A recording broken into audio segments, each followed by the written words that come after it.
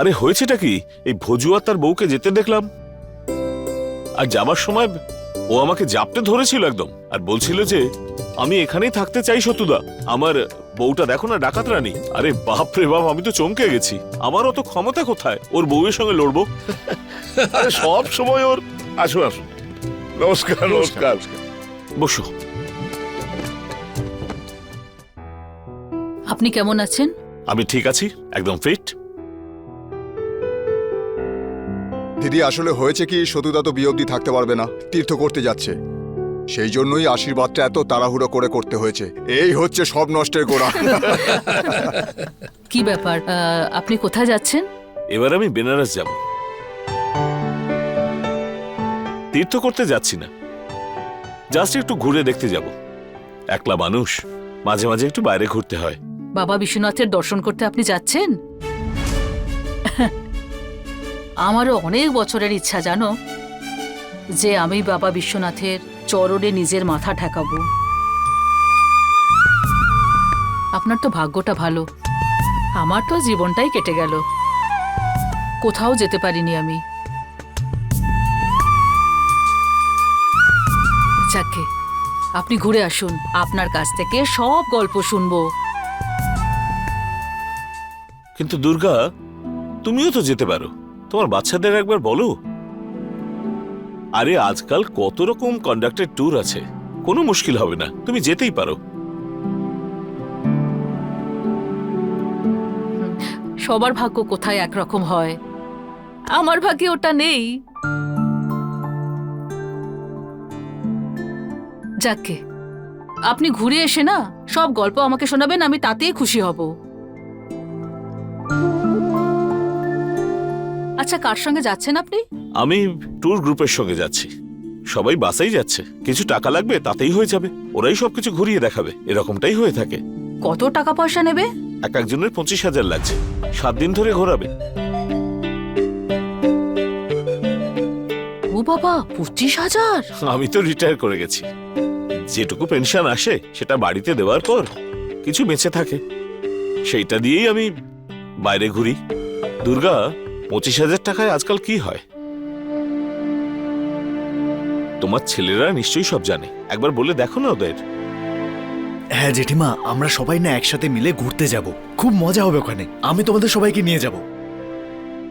আমরা সবাই মানে জানো কত টাকা খরচা হবে? আমাদের কাছে অত টাকা কোথায়? আমি ম্যানেজ করে নেবো জেঠিমা। আমাদের অত ক্ষমতা কোথায়? দিদি, আপনি কি যে বলেন না, এত বড় বাড়ি আপনাদের, আপনার ছেলে কত ভালো রোজগার করে, আর আপনি বলছেন কি যে আপনার কাছে নাকি টাকা নেই? এটা কখনো সম্ভব? বৌদি, যাকে সহ্য করতে হয় সেই জানে। আর ওপরের জাঁকজমক দিয়ে কি হবে? ছেলে রোজগার করে কিন্তু এমন কিছু না, আর তাছাড়া বাড়িতে এতগুলো লোক আছে, তাদের ভরণ পোষণের দায়িত্ব তো নিতে হয়। ঠাম্মা ও ঠাম্মা, আমরা তোমার গ্রামটা ঘুরে আসি। হ্যাঁ হ্যাঁ, কিন্তু পুকুরে এবার ডুব দিও না জানো, তুমি কিন্তু সাঁতার কাটতে জানো না। কিচ্ছু হবে না, আমি খেয়াল রাখবো পিসিমণি। চলো। দুর্গা, যদি তোমার এতই ইচ্ছে থাকে তাহলে একবার ঘুরে এসো না, ভালো লাগবে। বিয়ের পর কোথায় বউদের ইচ্ছার গুরুত্ব দেওয়া হয়ে থাকে, আর আমি তো তাও নিজের সমস্ত ইচ্ছে গ্রামের পুকুরে বিসর্জন দিয়ে চলে গেছিলাম, আর ওই বাড়ির নিয়মই আমার জীবনের নিয়ম হয়ে গেছে, ওই বাড়ির মতোই আমি হয়ে গিয়েছি। আর সত্যি কথা বলতে কি, আমি কখনো কখনো নিজেকে চিনতে পারি না ছোটুদা। এই বউদের আচরণ দেখে আমার মনে হয় কখনো আমিও ওদের মতো ছিলাম, কিন্তু এত বছর পরিবার সামলাতে সামলাতে এত কিছু দেখেছি, শিখেছি, সবকিছু বদলে গেছে। এখন তো দুর্গার মধ্যে ওই ছেলে মানুষটা নেই, নিজের ইচ্ছেটাকে চেপে রাখতে এখন শিখে গেছে।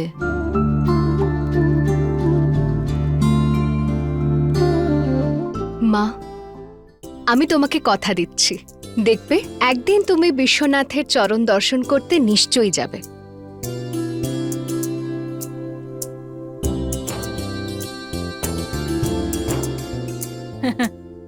আরে তুমি প্রতিজ্ঞা করো না, তুমি তো অনেক বড় বড় কথা বলো। মা, ছোট হতে পারি কিন্তু আমার কথাকে হালকাভাবে নেবে না। আমি তোমায় বলে রাখলাম, তোমার এই ইচ্ছে আমি নিশ্চয়ই পূরণ করাবো, কথা দিচ্ছি তোমায়।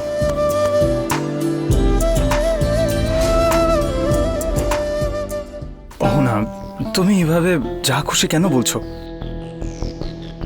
মা কি তীর্থ করতে একা একাই যাবে? মা যদি একলা না যায় তাহলে কি তোমরা পয়সা খরচ করে মায়ের সঙ্গে যাবে?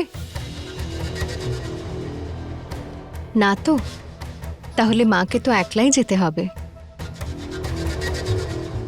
অহনা, মা কেন একা ঘুরতে যাবে বলো? এখানে তো তোমরা সবাই রয়েছো, তোমরা তো 4 বউ রয়েছো একসাথে, মাকে নিয়ে তাহলে ঘুরতে চলে যাবে তোমরা। টুকুন দাদা, যদি এই সুযোগটা পাওয়া যেত তাহলে তো খুব ভালো হতো, কিন্তু এটা তো তুমিও জানো যে তোমাদের বাড়িতে এমন সুযোগ পাওয়া যায় না। যদি সম্ভব হয় তো আমি মাকে নিয়ে যাব একদিন। দাদা ভাই, তুমি যখন নিয়ে যাবে সেটা তখনের ব্যাপার, কিন্তু এখন তো সেটা সম্ভব নয়। মা, আমি তোমার এই ইচ্ছেটা পূরণ করেই ছাড়ব। আমি তোমায় বেনারস অবশ্যই পাঠাবো।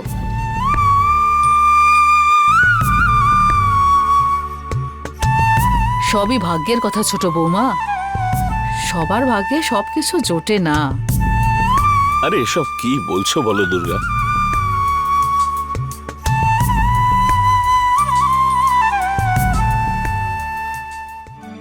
আরে টুকটুকি, তুই এখনো সাজগোজ শুরু করিসনি? দেখ, আমি সকলকে নিয়ে এখানে বসে আছি। চল চল, ওকে একটু তৈরি করে দিয়ে আসি, চলো। ছোট মামার সঙ্গে যদি মাকে পাঠাতে পারি তাহলে কেমন হয়? যদি কোনোভাবে পাঠিয়ে দিই, বাড়িতে অশান্তি হলে হবে। মায়ের কোনো ইচ্ছে আজ অব্দি পূরণ হয়নি, এখন সেটা পূরণ করার সময় হয়েছে। আর আমার কাছে তো টাকাও আছে, প্রাইজ মানি থেকে মায়ের বেনারস যাত্রার টাকা আমি ঠিক দিয়ে দেব। মা নিশ্চয়ই যাবে।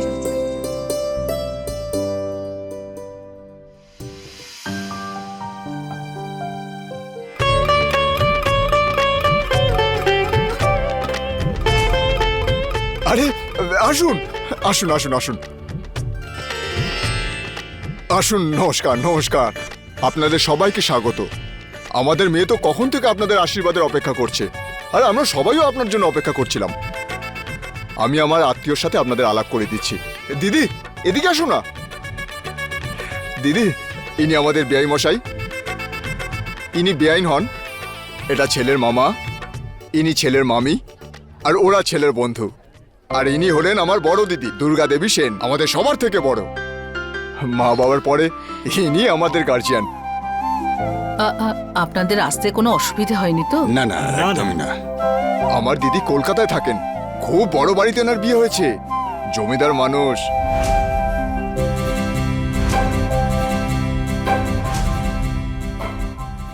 আর এরা 3 জন আমার ভাগ্নে।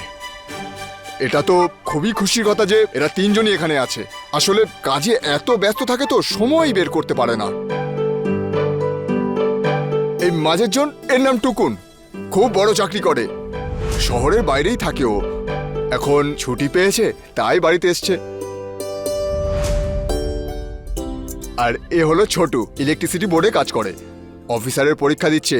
আর যদি সবার আশীর্বাদ থাকে তো দেখবেন একদিন বড় পোস্টে কাজ করবে আমাদের ছোটু। আর এ হলো খোকন, আমাদের বড় ভাগ্নে, এ ব্যবসা বাণিজ্য দেখাশোনা করছে। আর এরা হলো আমার বৌমা। নমস্কার। আর এই যে এ আছে না, অহনা, আয় না মা, এ বিএ পাস, অনেক লেখাপড়া করেছে আমার এই বৌমা।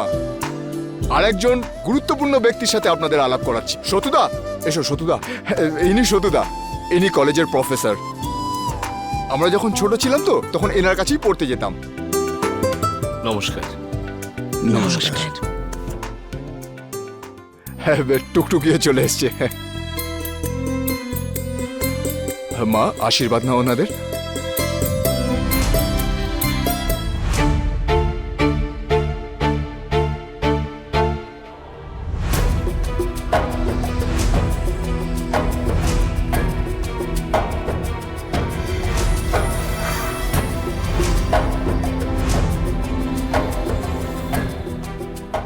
বেআই মশাই, এটা কি হলো?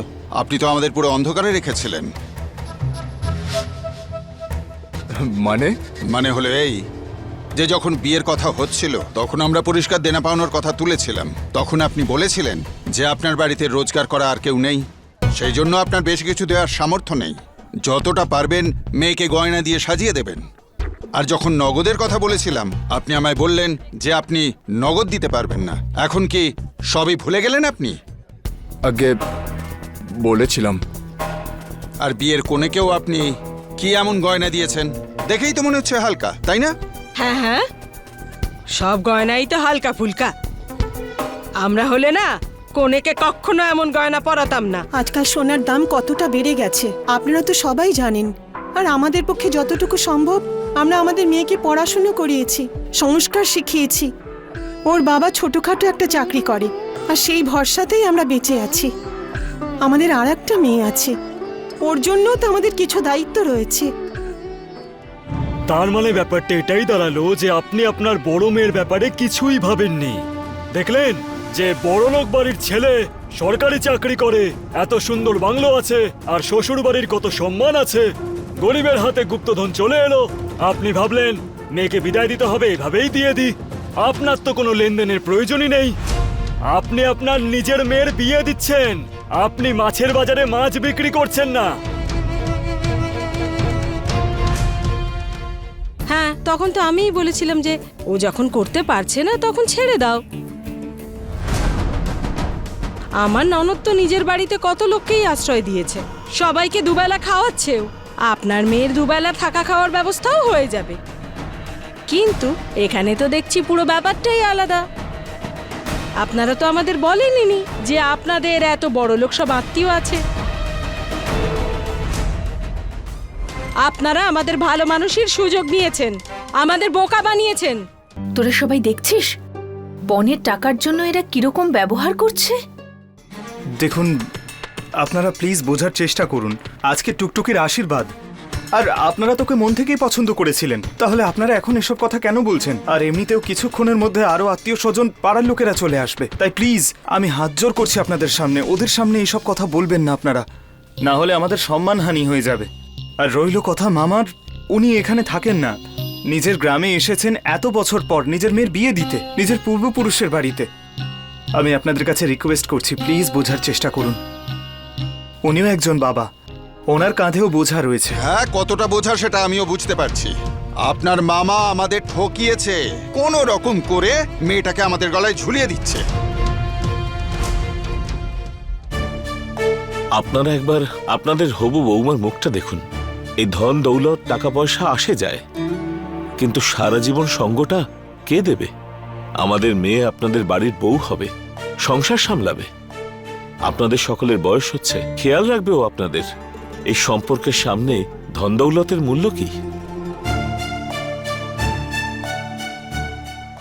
আমার পূর্ণ ভরসা আছে যে আমাদের মেয়ে এত ভালো সংস্কার পেয়েছে যে ও আপনাদের পরিবারটিকে খুশি দিয়ে ভরিয়ে রাখবে, কখনো আপনাদের কোনো অভিযোগের সুযোগই দেবে না। দেখুন, আমাদের এইসব ফালতু ব্যাপারে কোনো মাথা ব্যথা নেই। এইসব পরোয়া করা, খেয়াল রাখা, এইসব জিনিস বাজারে নিয়ে গেলে না, তার বদলে কেউ আমাদের এক মুঠো চালও দেবে না। সবচেয়ে বড় ব্যাপার হলো মেয়েটার পরিবার কেমন। আমি তো এইরকম একটা ভিখারি পরিবারে বিয়ে দিতে রাজিই ছিলাম না। আমার দাদা বৌদি পিছনে পড়ে গেল তাই, যে একটা গরিব মেয়ে নাকি উদ্ধার হয়ে যাবে, সেই জন্য আমি রাজি হয়েছিলাম, ব্যাস। আমি একটা কথা বলবো, আপনারা যে ক্যাশের কথা বলছেন সেটা কি পণের? না, আমি বলতে চাইছি যে পণ চাওয়া অ্যালাউড কি?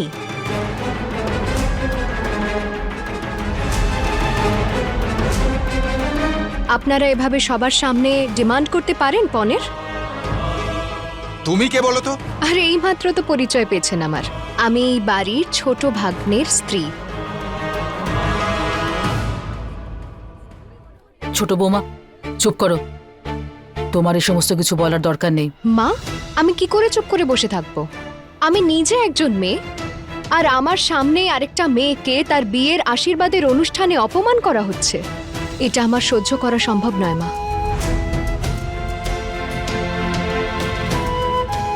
আর পণ চাওয়া আইনি মতে দণ্ডনীয় অপরাধ।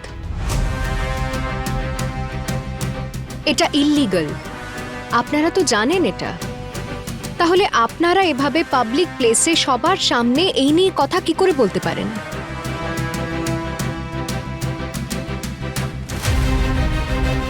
অহনা, প্লিজ তুমি তোমার মুখটা বন্ধ করবে? কোনো লিগ্যাল সাপোর্ট বা অ্যাডভাইস চাই না কারোর। বড়রা কথা বলছে, ওদেরকে কথা বলতে দাও না, কেন মাঝখানে কথা বলে যাচ্ছ?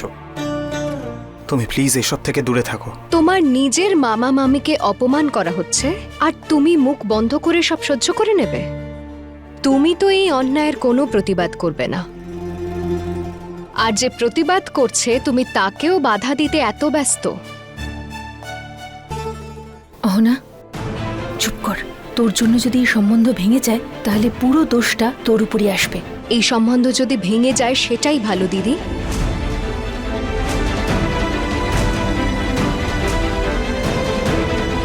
তুমি দেখতে পাচ্ছ না একটা মেয়েকে নিজেরই বিয়ের আশীর্বাদের দিন এভাবে কাঁদতে হচ্ছে? তার মা বাবাকে সবার সামনে অপমান করা হচ্ছে। আর এমন পরিস্থিতিতে আমার বিবেক আমাকে মোটেও অনুমতি দেবে না এইভাবে চুপ করে থাকার। ছোট বৌমা একদম ঠিক বলছে, আমি ওর কথায় সম্মতি দিচ্ছি, আমিও এটাই মানি। এসব আপনারা কি বলছেন? আপনারা সবাই লেখাপড়া জানা লোক, আপনাদের আদব কায়দা সব আলাদা, আর আমাদের আলাদা। আর তুমি ছোট বৌমা একটু চুপ করো, কথা বেশি বাড়িও না। বেআই মশাই, সব ব্যবস্থা তো হয়েই গেছে, এবার অনুমতি দিন আর আশীর্বাদের অনুষ্ঠানটা শুরু করি। লগ্ন পেরিয়ে যাচ্ছে, আসুন না। আপনার আত্মীয়দের মধ্যে দেখছি নেতার অভাব নেই। দেখলেন না কিভাবে লেকচার শুরু করে দিলেন ওনারা? যদি এতই সমস্যা থাকে তাহলে আপনার মেয়েকে কেন আমাদের গলায় ঝোলাচ্ছেন? যারা এইভাবে পণ নিয়ে অপরাধ করছে তাদের বাড়িতে নিজের মেয়ের কেন বিয়ে দিতে চাইছেন? দাদা, ওর কথা কিছু মনে করবেন না। আজকালকার মেয়ে কলেজে পড়ে, টিভিতে কত কিছু দেখে, এত কিছু কি করে ও সব বুঝবে বলুন তো? আপনার অনেক দয়া যে আপনারা আমাদের বাড়ির মেয়েকে আপনাদের বাড়ির বৌমা করছেন। আচ্ছা, একটা কথা জিজ্ঞেস করতে পারি? খারাপ ভাববেন না। আপনাদের যদি এই বিয়েতে এতই আপত্তি ছিল তাহলে সেটা আগেই বলতে পারতেন। এখন এই সময় আশীর্বাদের শুভ মুহূর্তে এই কথা কেন বলছেন? প্রথমে তো এনারা আমাদের কিছুই জানাননি যে আপনাদের মতো ধনী পরিবার এনাদের আত্মীয়। আরে টাকা পয়সা তো কম নেই আপনাদের, এই কথাটা ওনারা চেপে গিয়েছিলেন। আপনি কোন যুগে বাস করেন দাদা বলুন তো? আরে আমি ওদের দিদি, আর আমার বিয়ে অনেক দিন আগে হয়ে গেছে। এখন আমার স্বামীও তো এই পৃথিবীতে নেই। আরে আমার কোনো রোজগারপাতি নেই আর কোনো সামর্থ্যও নেই। আর আমার ছেলে কয়েক বছর হলো রোজগার করছে, আর তাছাড়া সেরকম রোজগারও নয়। তাহলে ও কি করে দেবে আপনাদের? আর আমার ভাইয়ের কাছে যতটুকু ছিল নিজের সামর্থ্য অনুযায়ী ও দিয়েছে। আর আমার বাড়িতেও 4 ছেলের বিয়ে হয়েছে। কন্যাপক্ষ যা দিয়েছে সেটাতেই আমরা তুষ্ট থেকেছি, আর যৌতুক নিয়ে একটা কথাও আমরা কোনোদিন বলিনি। আপনারা তো দেখছি মহান, আমি এই মহানদের যোগ্য সমাদর করতে পারবো না। আমি নিজে অত মহান নই। আমি তেমন মেয়েকেই আমাদের বৌমা করব যে আমাদের স্ট্যান্ডার্ডে মানিয়ে নেবে। অনেক ধনী পরিবার থেকে আমার ছেলের জন্য সম্বন্ধ এসেছিল, কিন্তু আমার মাথাটাই বোধহয় বিগড়ে গিয়েছিল। যদি এতই ধনী পরিবার থেকে সম্বন্ধ এসেছিল তাহলে সেখানে ঠিক করলেন না কেন বিয়ে? ওহো, বুঝতে পেরেছি। হয়তো তাদের আপনার ছেলেকে পছন্দ হয়নি। আপনার ছেলে হয়তো তাদের প্রত্যাশা অনুযায়ী সফল হয়নি। বয়স বেশি নয়, অথচ তুমি কথা বলছো এত লম্বা লম্বা। আপনার ছোট বৌমা দেখছি একটু বেশি রকমই কথা বলে। ঠিকই তো বলছি ছোট বৌমা, যদি আপনাদের এত বড় বড় সম্বন্ধ এসে থাকে তো সেখানেই বিয়ে দিতে পারতেন নিজের ছেলের।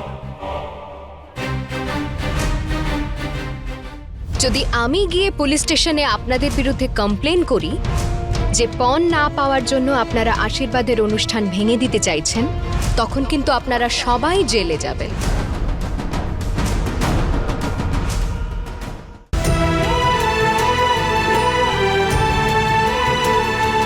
মনে করবেন না, কিন্তু এমন আশীর্বাদের সময় এসে আপনাদের টাকার জন্য এমন করাটা একদমই ঠিক নয়। আর আপনারাও তো আমাদের বোনকে কথা দিয়েছিলেন যে ওকে আপনাদের বাড়ির বউ করে নিয়ে যাবেন, তাহলে এমন কথা এসবের মধ্যে কোত্থেকে চলে এলো? আর আমাদের মামাও আপনাদের জন্য কোনো কমতি রাখেননি, নিজের সামর্থ্য থেকে বেশি সবকিছু করেছে। আর আপনারা হঠাৎ এমনভাবে এসে আশীর্বাদের দিনে টাকা পয়সা ডিমান্ড করছেন, এটা একদম ঠিক করছেন না। শোনো, যখন বিয়েটা ঠিক হয়েছিল কোথায় ছিলে তোমরা সবাই? আরে কে ভাই তোমরা? এখন বড় বড় কথা বলছো। নিজেদের বোনের বিয়েতে একটা পয়সাও খরচ করোনি তোমরা, সেখানে এত বড় বড় কথা বলার কোনো মানে হয় না তোমাদের। দেখুন বেয়ান মশাই, বিয়ের পণ হিসেবে যে 2 লাখ টাকা দেবার কথা হয়েছিল সেটা আজকেই দিতে হবে। প্রথমে 2 লাখ টাকা আমার হাতে দেবেন, তারপর হবে আশীর্বাদ। দাদা দাদা একটু দয়া করুন আমার উপর, আমার মান সম্মান চলে যাবে।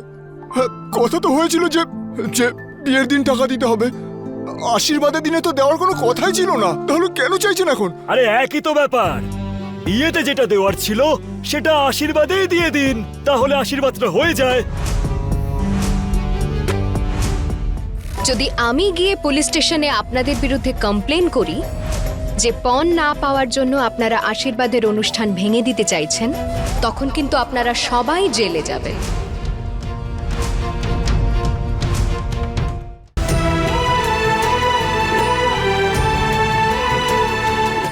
আরে দাদা, আমি এখনো সমস্ত টাকা অ্যারেঞ্জ করতে পারিনি, বিয়ের দিন পর্যন্ত হয়ে যাবে, একটু বোঝার চেষ্টা করুন। ব্যাংকে তো নিশ্চয়ই আছে, ততক্ষণ আমরা না হয় অপেক্ষা করব।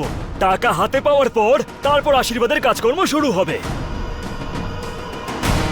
ক্ষমা করবেন, আলোচনা যে কারুর সাথেই হোক না কেন, কিন্তু এটা খুবই অন্যায়। আপনারা পণ নেওয়ার জন্য এভাবে জোর করছেন, আর পণ না পাওয়ার জন্য আপনারা বিয়ের আশীর্বাদকে ভেঙে দিতে চাইছেন। এমনটা তো হতে পারে না। আপনারা একবার ভেবে দেখুন, যদি আমি পুলিশ স্টেশনে গিয়ে আপনাদের বিরুদ্ধে কমপ্লেন করি যে আপনারা পণ না পাওয়ার জন্য বিয়ের আশীর্বাদের অনুষ্ঠান ভেঙে দিতে চাইছেন, তখন আপনারা সবাই জেলে যাবেন।